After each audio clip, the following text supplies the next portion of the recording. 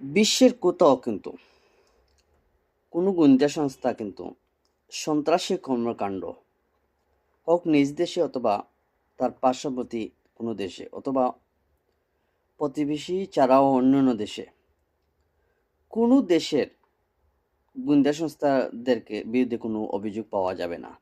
এমনকি আমাদের দেশেরও এতদিন একটা ফেসিবাদীর অধীনে যে ছিল একটা রাষ্ট্র, যে রাষ্ট্রকে অনেক সময় বিভিন্নভাবে মানুষ অভিযুক্ত করে, সেই রাষ্ট্রেরও কিন্তু গোয়েন্দা সংস্থাকে সন্ত্রাসী কর্মকাণ্ড করার কোনো অভিযোগ পাবে না, যেগুলো একমাত্র ভারতীয় র এর সদস্যদের বিরুদ্ধে আছে।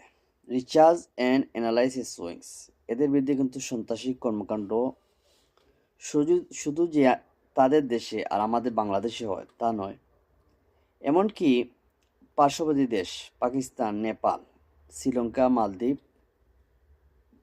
শুধু হয়তো মধ্যপ্রাচ্যে নাই, আর তাও আছে দুই একটা জায়গায়। আবার এমনকি ওরা আমেরিকা এবং কানাডার মতো যে বড় দেশগুলাতে, উন্নত মানের যে দেশগুলা, এমনকি ইউকে অর্থাৎ ইউনাইটেড কিংডমে যে দেশগুলাতে, লন্ডন সহ বিভিন্ন জায়গায় কিন্তু এরা সন্ত্রাসী কর্মকাণ্ড করে থাকে। আসলে যে এরা জঘন্য জাতি, আর বিশেষ করে বর্তমান ভারত সরকারের অধীনস্থ আসার কারণে এরা এত বেপরোয়া হয়ে উঠছে। দেখেন, আমাদের দেশে বিভিন্ন জায়গায় যত ডাকাতি, চুরি, ছিনতাই, লুণ্ঠন, যতগুলা ঘটনা ঘটছে, হয়তো যদি 10% ঘটে, তা কিন্তু প্রচার হচ্ছে প্রায় 30 থেকে 40%। তো কিন্তু ঘটতেছে আবার প্রচারও হচ্ছে বেশি। তো এইটার মূল কারণ হচ্ছে ভারতীয় গোয়েন্দা সংস্থার র।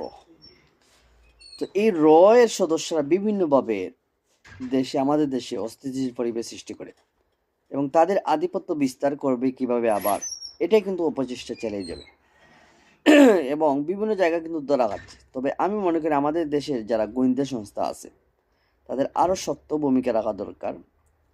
যেভাবে আমাদের যে নিউজগুলোতে, টেলিভিশনগুলোতে প্রচারিত হচ্ছে, তাদেরও কিন্তু আমাদের গোয়েন্দা সংস্থা এবং আইন শৃঙ্খলা বাহিনী এবং আমাদের সরকারের কিন্তু যথেষ্ট শক্ত অবস্থান যাওয়া দরকার।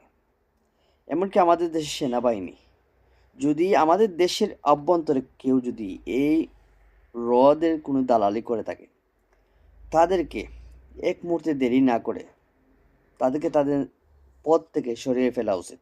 তাদের কোনো সরকারি পদ অথবা সেনাবাহিনী হোক আর পুলিশ হোক, কোথাও এদেরকে পদ দেওয়া উচিত নয়, কারণ এদেরকে সরিয়ে দেওয়া